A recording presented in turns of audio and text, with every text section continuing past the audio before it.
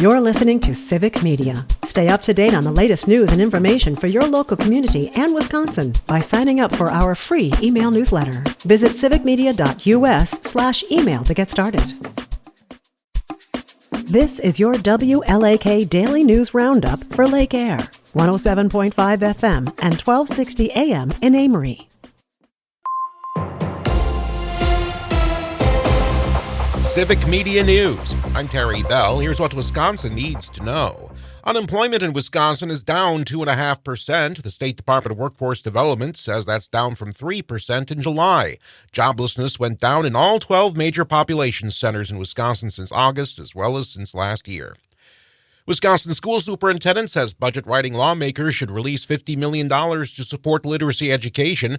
Jill Underly says the Joint Finance Committee's decision to hold on to the money is putting a burden on local communities. They have, with good faith, bought new curriculum, have trained their teachers, but they haven't released the funding that they need to do this. And so they are footing the bill, and their taxpayers and their local communities are having to do it. And the money is there. It just hasn't been released. Underly accuses Joint Finance Republicans of obstruction. She gave her annual State of Education speech yesterday.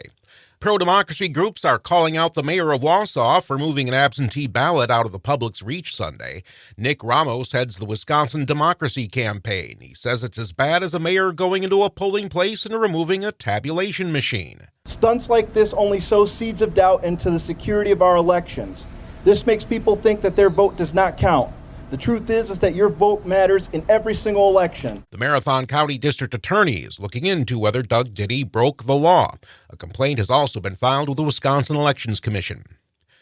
Wisconsin businesses say healthcare costs are a burden. Wisconsin Manufacturers and Commerce's new survey shows 85% of Wisconsin businesses reported healthcare costs going up 10% or more. Wisconsin could bring an additional $2 billion in federal money if it expanded Medicaid. That's according to a new Wisconsin Policy Forum report. The report also says adding more people would also lead to higher costs and more demands on hospitals. Owners of older homes in Wisconsin can get some help paying for renovations to improve energy efficiency and safety. The Wisconsin Housing and Economic Development Authority's More Like Home program offers low-interest loans to homeowners between $5,000 and $50,000. I'm Terry Bell, Civic Media News. Now, here's what you need to know closer to home. 2 young children from Ashland who were briefly abducted the other day are back with their family. An Amber Alert was issued for the 3-year-old and 6-year-old until a tip led Barron County deputies to the Baronet area. Authorities say they found the suspect with the children. The sheriff's office tells reporters the suspect is related to one of the kids. Gage Ackley Denchant of Drummond was being held at the Barron County Jail on a probation warrant last renew. The government is fining the company that employed a diver who died while cleaning the water tank in Blair last March. OSHA is ordering $85,000 in fines for Liquid Engineering Corporation. The Workplace Safety Agency finds the company liable for 7 serious violations. Carlos Medina of Texas was cleaning Blair's water tank when he passed out from the cold and drowned. OSHA is not recommending any fines or citations against the city of Blair.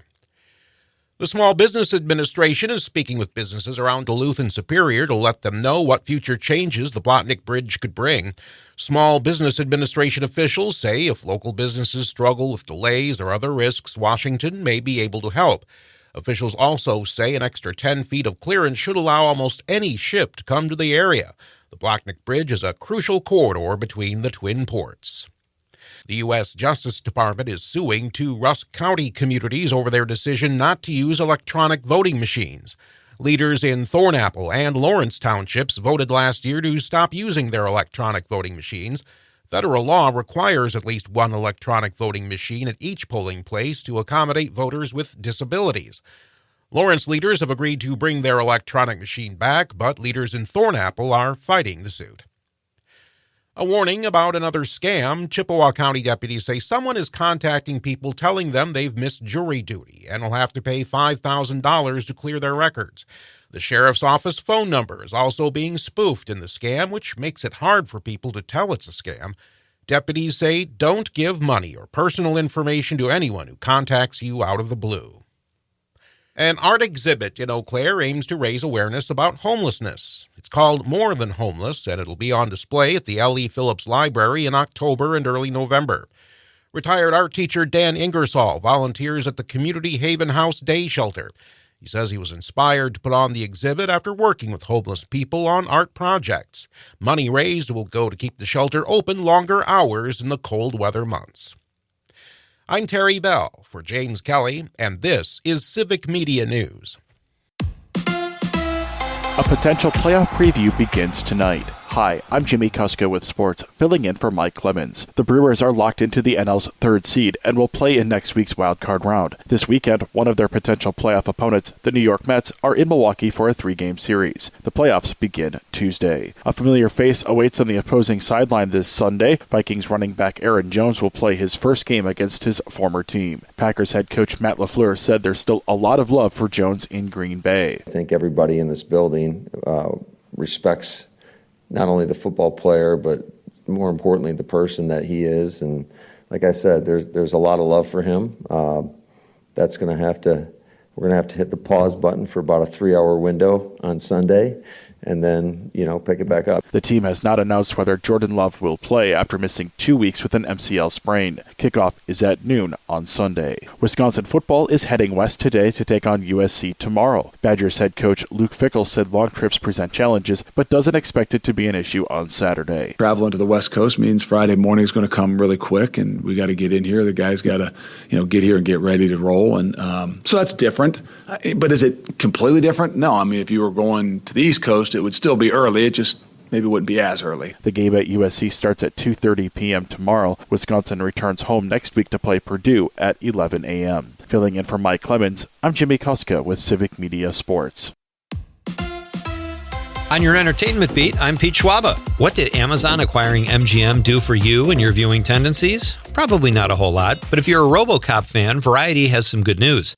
A TV series is in development at the network and will be based on the 1987 classic feature film and the 2 sequels that followed. A TV show based on a movie is nothing new, but it has become a bit of a business model for Amazon MGM. They also have Poltergeist and Legally Blonde in the works as TV series. Speaking of spin-offs, let's go from the horribly violent to the more family-friendly fare. Disney has announced that the Inside Out franchise will now add a TV series to its roster. The first iteration will have 4 episodes and include the voices of Amy Poehler and Tony Hale. Inside Out 2 was released in June and smashed box office records, passing the Lion King remake of 2019 to become the all-time animated leader at the box office. The show is expected to drop on Disney in December. Sibling rivalry is alive and well in Hollywood. For Eric Roberts, it must be difficult when your sister is America's sweetheart and you are America's offbeat, quirky, and at times eerie character actor. In his memoir, Runaway Train, or The Story of My Life So Far, Roberts said his more famous sister Julia was good in Mystic Pizza and great in Pretty Woman, but that her performance in Steel Magnolias did not hold up. He also slammed the performances of the rest of the all-star cast, continuing that there were a bunch of over-the-top performances and crying in the movie, and as the saying goes, when award season rolls around, crying and dying bring home the bacon.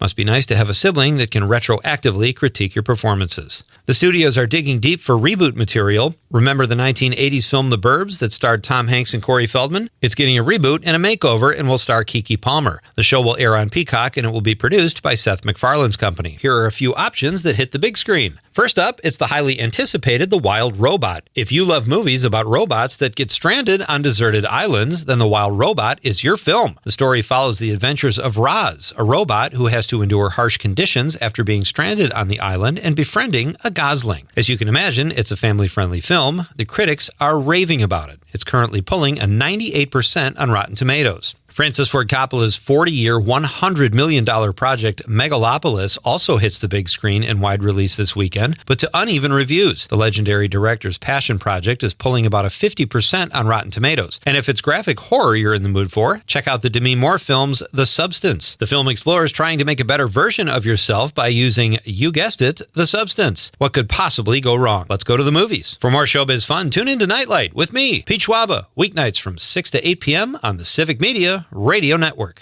Our little summertime in September that we have going on here is going to continue through the entire weekend. Today, mostly sunny. We'll get to 81 for a high this afternoon. Clear tonight, some patchy fog. Our low 54 tomorrow, sunny 82 on Sunday. Sunny with a high right around 80. I'm meteorologist Sean Cable. Outside now, it's 53.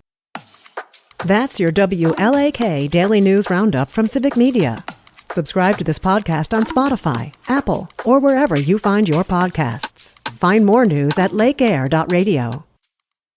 The national news cycle never stops, but it can be hard to find news about your local community. Civic Media is dedicated to providing quality local and state news coverage across Wisconsin. With the Civic Media app, you can get notifications about local stories that matter to you and your community. Find the free Civic Media app in your phone's app store and choose notifications from the menu to tell us what kind of news you want to hear about.